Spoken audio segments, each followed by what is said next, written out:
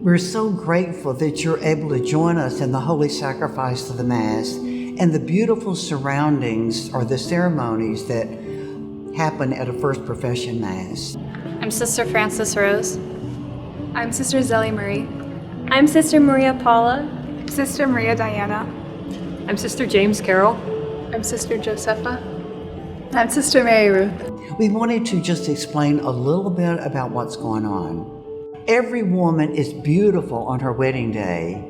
She is dressed in her finest and her face is radiant with joy. It's no different for a religious sister making vows.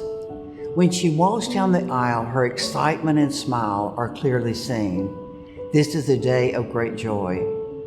I would think that most married couples get a little nostalgic at weddings. They know well that the bride and groom have no idea of the depth of their commitment and the sacrifices it will demand. Even so, whatever life holds for the newly married, they will face it together.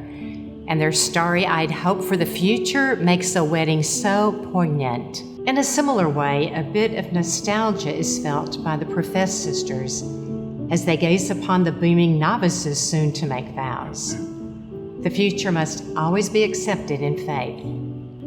What the novices do know is that from this moment forward, they will face their lives hand in hand with Christ.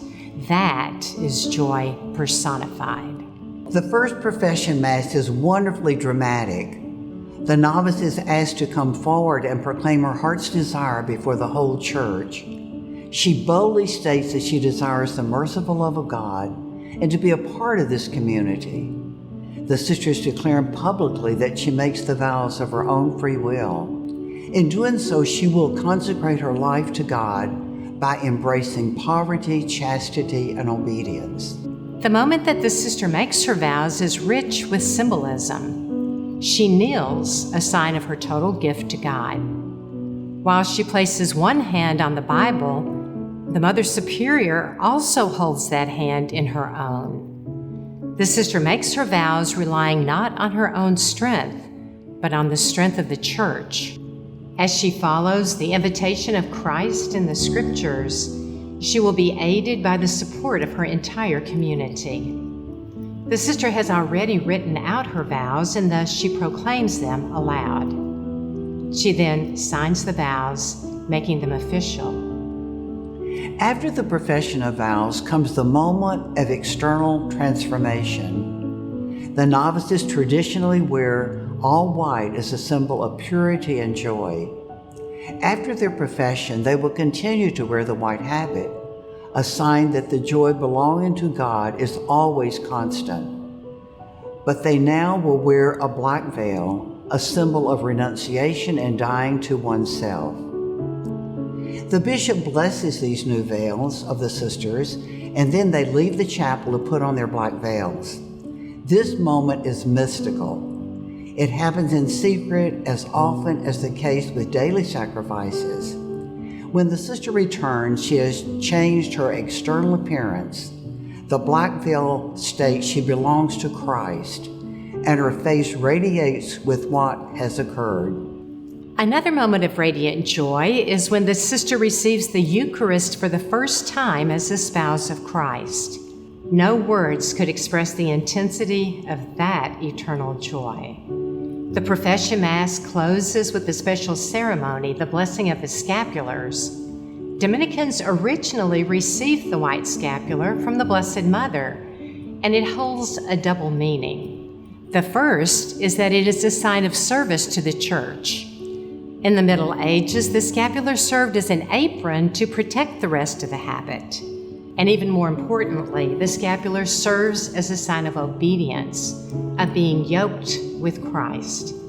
The blessing of the scapular is unique in that it requires the sister to place her scapular over her head and then lie prostrate on the ground. The bishop then blesses the scapular. The only other time the scapular will be placed over the sister's head will be after she has died. Just before her coffin will be closed, the scapular will be placed over the sister's face. The vows she has written will be torn from the book and returned to her hands. This highly symbolic gesture reminds all that when the sister meets Christ in heaven, she will have her vows, her life of faithful love, to give to her spouse. The profession gesture of blessing the scapular while it is over her head is a reminder to the sisters that she intends to be yoked to Christ from this moment until death. As the sister rises from the ground, the liturgical music rings with glorious majesty. Sorrow has passed. The bride is now one with her beloved. The heart of the sister truly sings for joy. Our community has a special tradition of singing the Salve Regina at the close of the Mass of Profession. It is an ancient hymn to Mary that Dominicans have sung each evening since the time of St. Dominic. It is a prayer placing oneself under the protection of the Mother of God. As Dominican Sisters of Mary, it is a prayer highlighting the kind of woman that the bride wishes to be. Mary teaches us how to truly love Jesus and all of humanity. This is why the music we play at the end of the Mass of First Profession is Mary's own Magnificat. When you realize what God does for each one of us, how much He loves each one of us, all you can do is rejoice. That joy can't be kept to oneself, but it has to be spilled out upon the entire world.